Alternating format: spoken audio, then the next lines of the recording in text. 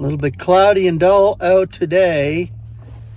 I had to wait till that fire truck went by because those are loud right behind me in my car.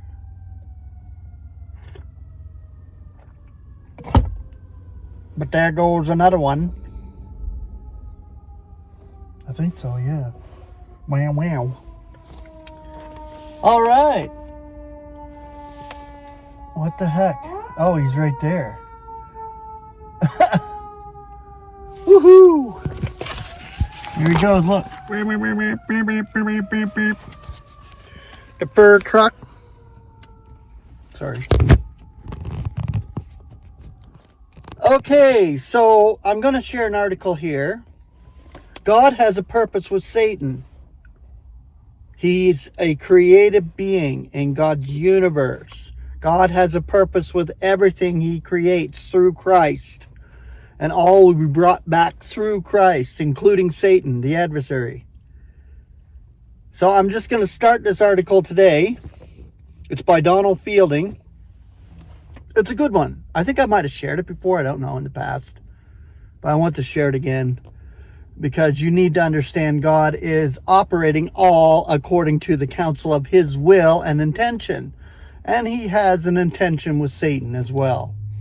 So, and we live in a wicked eon. So you know his operation here and his machinations here.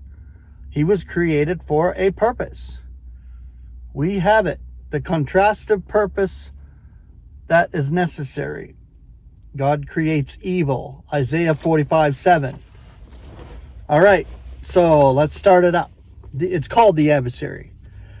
In this examination of the adversary and his role in God's purpose, it is imperative to clearly understand his origin, the reasons for his existence, and finally his judgment. All this is undertaken with great care. For the basic reason behind this inquiry is to establish the wisdom, might, and righteousness of Satan's creator. It has been declared somewhat vehemently that one might compare Satan to a chained dog, who during the term of his confinement is not permitted to interfere during the 1,000 years of glory when the nation of Israel will reign with Christ. And that is the next eon, the 1,000 years coming up. He will be chained up, rejoicing in the declaration that the God of peace will be crushing Satan under your feet swiftly. Romans 16:20. Nevertheless, such emotive language is unwise. We have not the least bit sympathy for this one, and we are not unconscious or indifferent to the suffering which he has wrought among humanity. See it everywhere in the world. All the suffering, all the pain, all the evil, all the death, all of this stuff. But we know that Christ has the keys to death and Hades. So Satan cannot do anything unless he's permitted to by God the Father.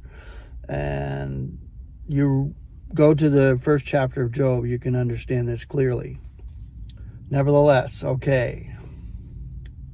But if we exercise the spiritual perception granted to us through the Spirit of God in understanding why he exists, then we will be guarded most effectively against his deceptions.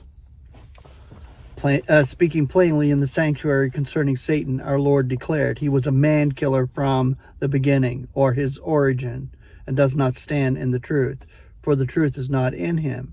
Whenever he may be speaking a lie, he is speaking of his own, for he is a liar and the father of it. John 8:44. There was no hatred in our gracious Lord as he spoke these words. Such a consideration is unthinkable and most unworthy among any of the ecclesia who are called in grace. He was stating a fact. Who could possibly know more of Satan than God, the creator of Satan? Or Christ our Lord, exactly. In the following thoughts, 3 aspects concerning the origin, purpose, and conclusion of the need for an adversary are presented for earnest consideration. Whatever else we may learn of Satan, let it not be fear, but respect for one placed by God for a necessary purpose. Michael, the chief messenger, fully understood this. When not daring to bring on calumniating judgment on Satan, said, "May the Lord rebuke you." Jude 1:9. Above all else, let us recognize the status of Satan. In opposing the God and Father of our Lord Jesus Christ, he must be very mighty indeed. Okay, so I'll continue with this article in the next video. This gets into a really good in-depth understanding of why God has Satan in his universe for the purpose that he has him there. Grace and peace.